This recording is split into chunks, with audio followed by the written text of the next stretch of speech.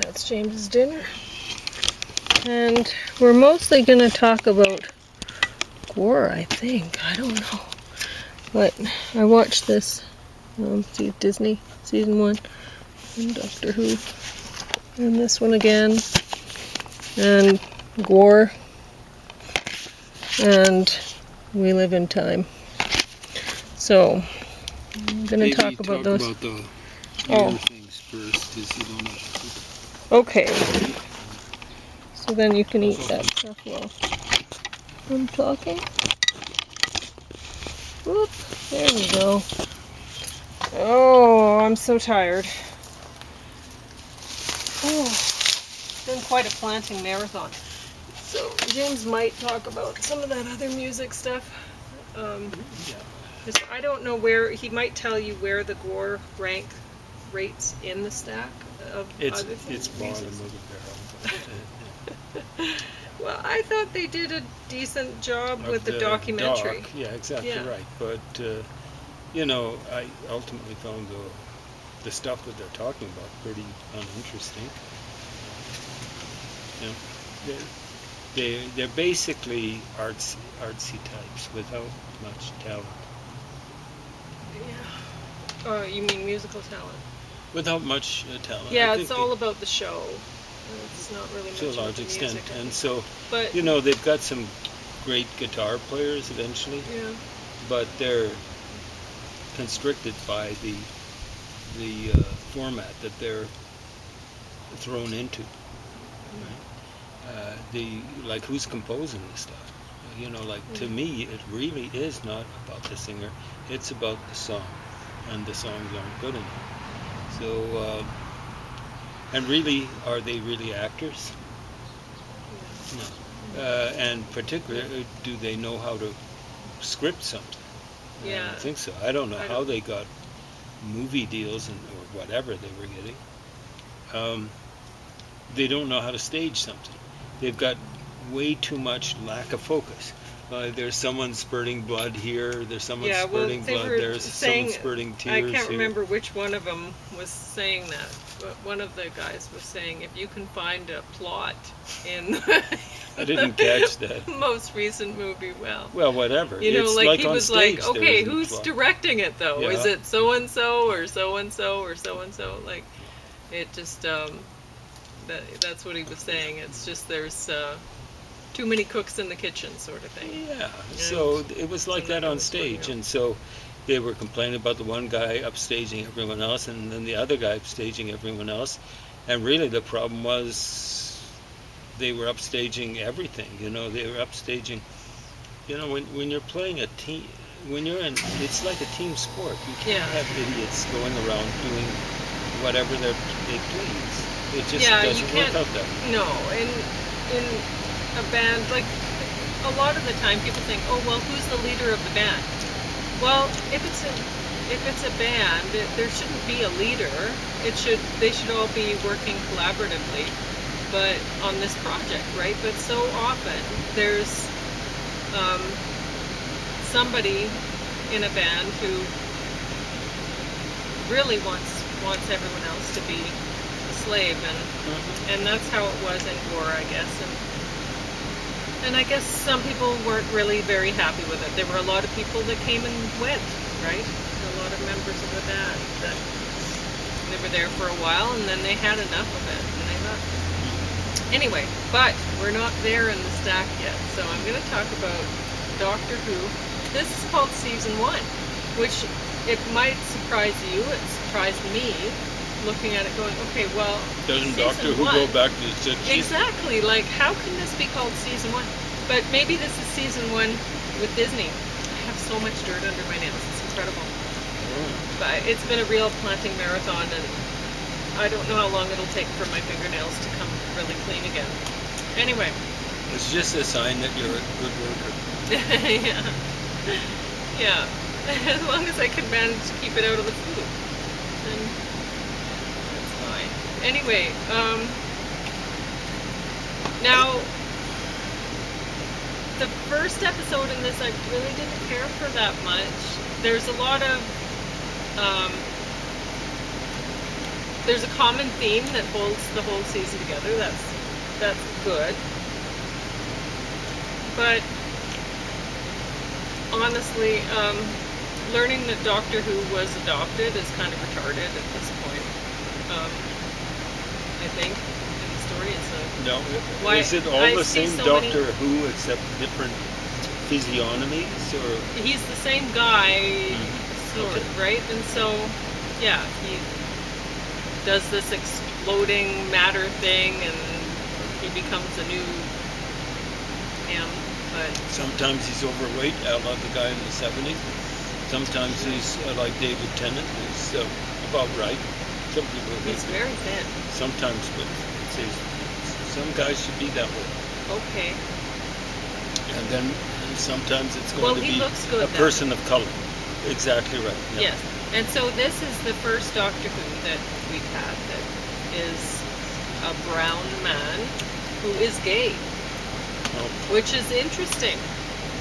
So when I first saw this actor introduced as Doctor Who in an earlier time, before this season one, then I thought, oh, you know what, he's got to have more than, like, he's dancing around in his underwear and stuff, and I'm like, whatever, this is going to be so bad.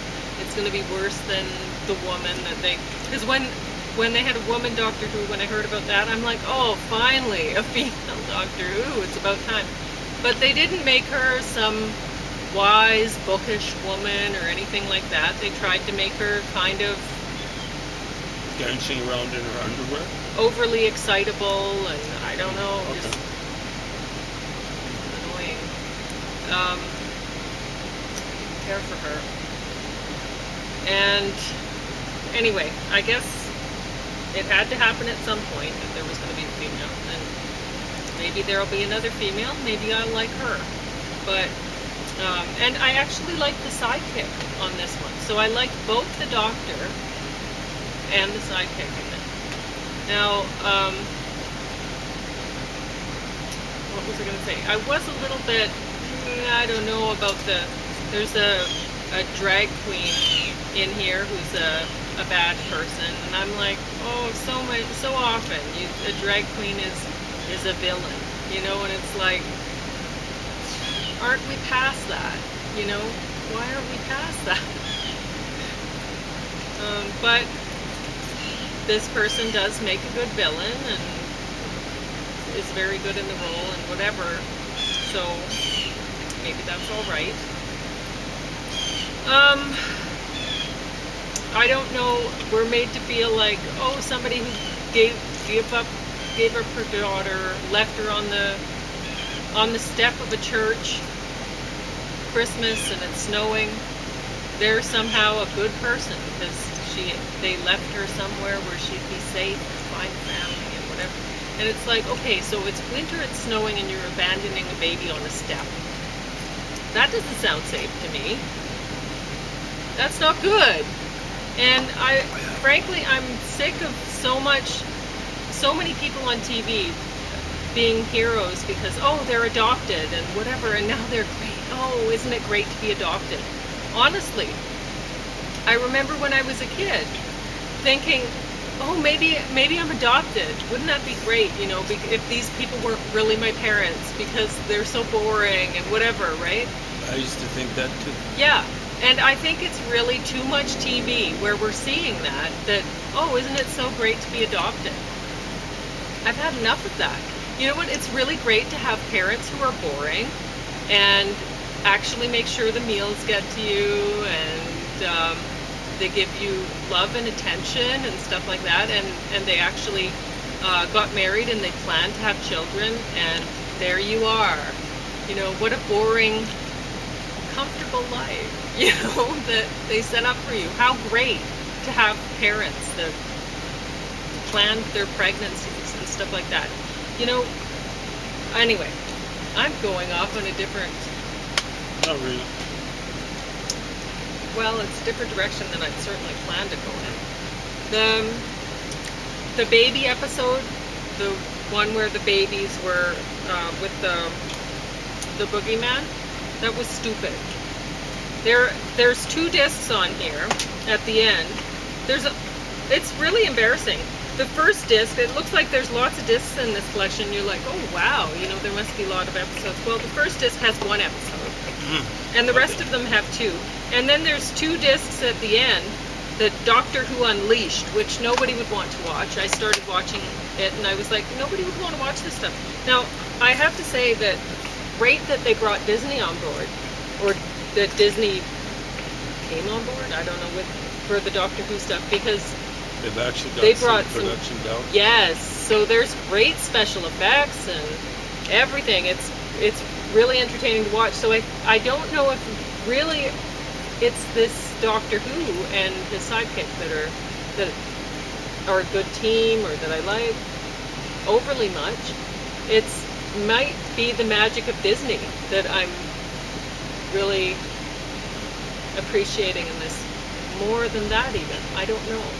So I kind of like the 60s and 70s stuff, or whatever, that where they were they've doing, got the yeah. talking garbage can.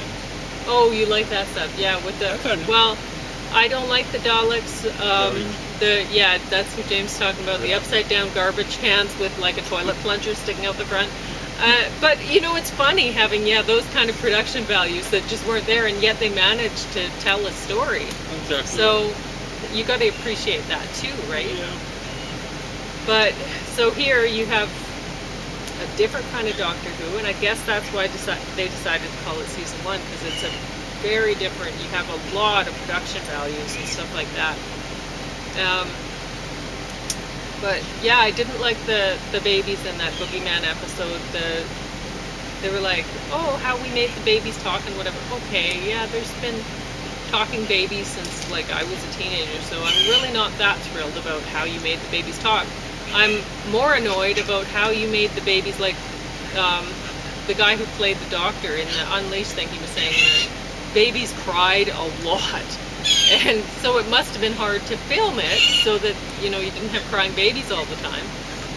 But there were times where they were supposed to be really happy or excited, and they looked maybe uncomfortable or whatever. They didn't look happy and excited. It's like, okay, well, you're going to have to, I know it takes longer to work with the babies to make them fit what you're wanting them to do, but because they're babies, you can't tell them how to act. You're just going to have to wait for it to happen and try to make it happen with maybe some toys, try to, oh, look at this toy for a minute, and then try to film them being excited. Because it doesn't work. The way that they did it, it seemed like, oh, well, we only have an hour with these babies, let's get this stuff done, or whatever. And so the dialogue that they had them saying, or the way that they had them,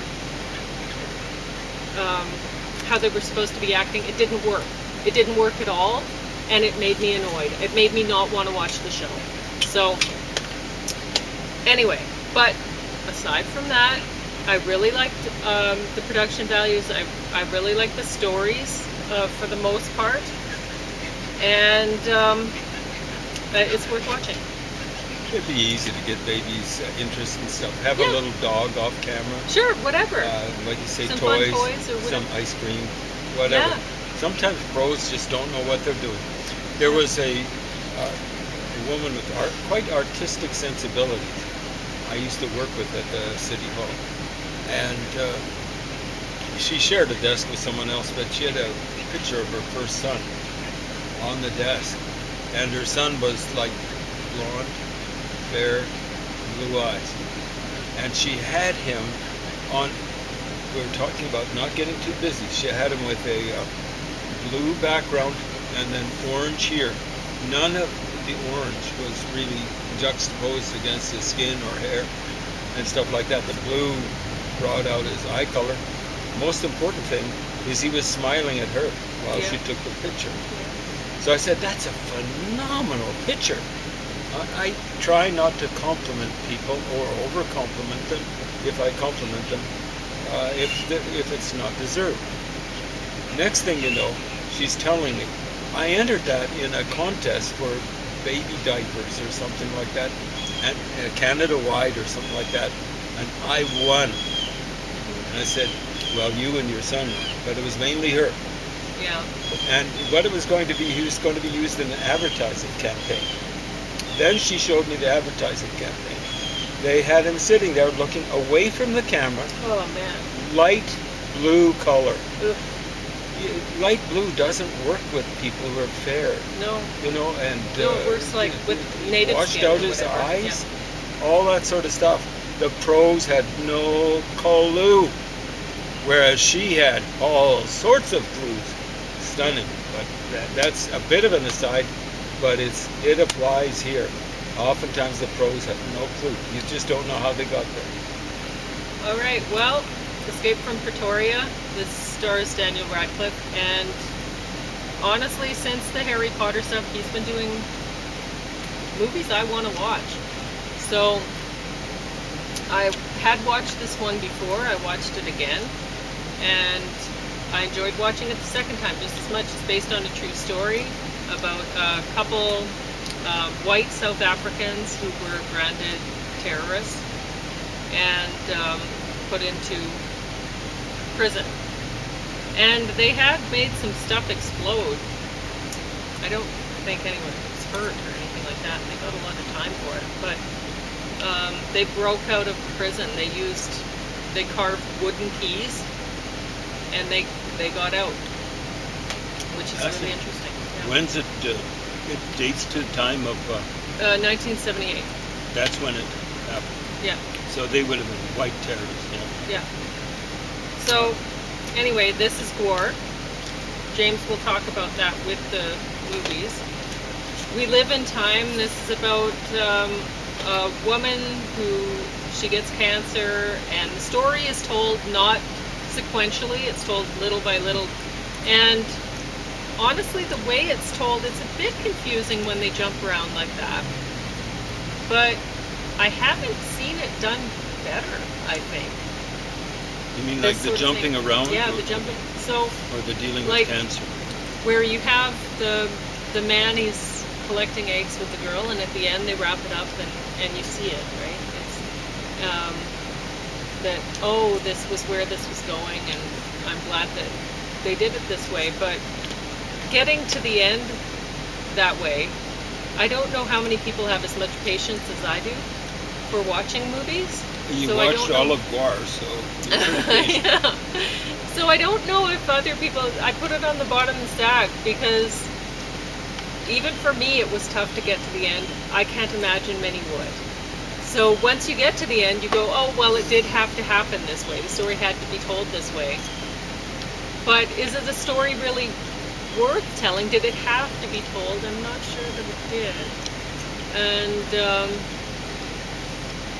yeah, it's tough with that jumping around stuff in time. So that's all I have to say. James is going to talk to you about music, and I'm going to go deal with some watering. First I'm going to show you this.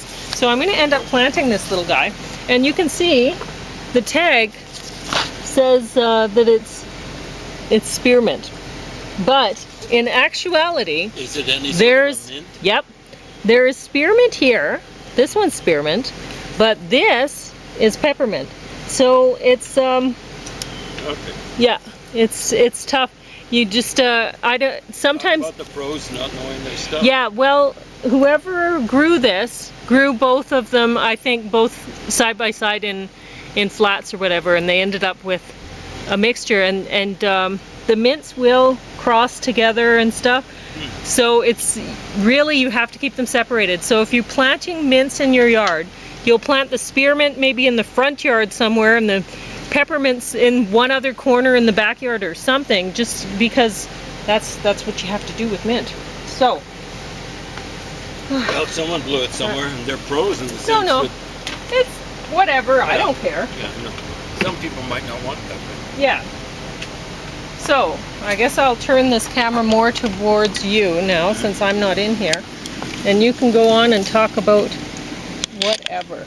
So, you have 10 minutes almost to talk about. So these guys, first I thought it was Spinal Tap type thing, only updated or whatever. But Pauline tells me she's heard about Gwar maybe going back to the 80s or something like that. She's quite young. Maybe around 1990 or something. She's about 50. The True Story of the Sickest Band in the World. Features Weird Al Yankovic not looking that weird. And I guess he worked with them for a while. Or his cartoon image of them worked with them for a while, the band, or people putting out a movie featuring the band or featuring the name of the band or something amazing. Anyway, they call it a powerful story. Of the most ironic, no, I call it heavy metal, whatever, art collective, monster band in the universe. On the back cover, they don't even have the longtime lead singer featured. It's the replacement band. Group picture there.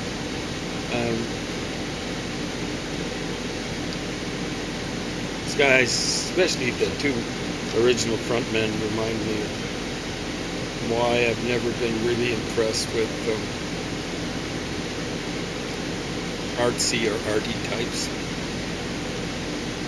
I think I've always basically said, I'm not a poet. I may write some poetry, may write a lot of it. I'm not a poet. Same way that I'm not a writer or Egyptologist. I do Egyptology. I'm not an Egyptologist. I do physics, but I'm not a physicist. I'm outside of the sort of thing. Big trouble with a lot of this. Like, I've done some acting, I'm not an actor. That's not to suggest that in any of those fields I mentioned, I'm not a great actor, that's for certain. But I'm pretty good at writing poetry. Pretty good at writing songs. I'm pretty good at doing Egyptology. And when I'm talking pretty good, you should be understanding by now, when watching, that those are understatements. Pretty good physicist. Pretty good chemist. Pretty good linguist. Pretty good Assyriologist. Pretty good student of the Hebrew Scripture. Unfortunately, depending on the way you look at it, that's not an unexhausted list. But I don't go around telling myself, much less anybody else, oh, I'm an Egyptologist, physicist, chemist, linguist, so on and so forth. Pretty good at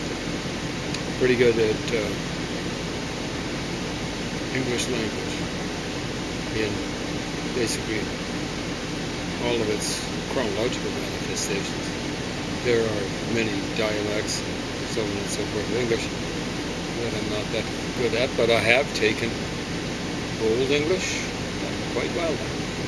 Maybe that's a bit of an overstatement. And Middle English, and done quite well. Maybe that's a bit of an overstatement. So, yeah, it ends up, well, you can see that the guy who's one of the leading whites in this creation of this group looks pretty much bipolar or manic depressive, as it used to be called. Walkie, is that his name? Something like that. And he ends up dying age 50. I don't know how it lasted that long, but heroin overdose. And an affinity for various sorts of chemicals, alcohol being one of the more potent ones. According to the guy who wrote Naked Lunch, William Burroughs, was there a junior attached to that name sometime? Alcohol was harder to get off of, not to get off with, but get off of than heroin was. And he'd been both a heroin and addict and an alcoholic. Yeah, pretty sad. So a lot of people just take alcoholism or alcohol for granted, take it lightly. Yesterday I was watching for the umpteenth time, the celebration of Canada Day with fireworks starting at 11 o'clock. And there was a guy behind me who'd been drinking quite a bit. It was out in the street. Didn't go right down to Henderson Park, around Henderson. And when the finale occurred, I guess it was too much for him. He just collapsed on the lawn. And I just hope they had good sense, that his two friends or whatever, good sense to turn him onto the side. I think he might have fainted. I guess most people realize that you can't let people who've passed out on alcohol stay on their back, because there's a good chance, or bad chance, or whatever, of them choking on their vomit, or losing their life by suffocating on their vomit. Anyway, I got out of there. I had to, because I wanted to get across the streets and get away from pedestrians. Hopefully I didn't catch COVID. I was trying to steer clear from people, and hopefully I didn't reach out. Anyway, the guy died age 50. The one other guy who helped found the group said after the guy died, he joined the group after being punted from it, or no, I guess he left it, but he kind of punted himself from the group. He said he hated the guy who co-founded the thing with him. So, yeah. He certainly didn't seem terribly cut up about that guy dying. What I said to Pauline is I would have hated being in the group, because there's two front men. They're not team players. We're talking about that. There's only one time. If I were coaching a team in any sport, a team sport, I'd require the players to pick by secret ballot the person they figured should be captain. I wouldn't, as a coach, pick that. I might do some campaign managing for a certain player, a couple of players or stuff like that. But if I had to pick someone, what I'd pick is I'd pick the fittest player in soccer. Maybe not so much in some other sports, but in soccer in particular, you can do so much if you're just fit, if you can run. Now, it's not just good enough to run, like trudge around the way long-distance runners tend to do. With soccer, you have to be fast, like sprinter fast. You have to be quick, like Lionel Messi. And that's just over the space of a couple of yards or something like that. Could be less than that. And then there's one that really is the key to being good in soccer. Reminds me, I think it was Keith Duncan in hockey. They were saying he had incredible, I guess it'd be like something like middle distance running ability. So it'd be like maybe doing a mile, just really intensely. I found that that's the thing that served me the best.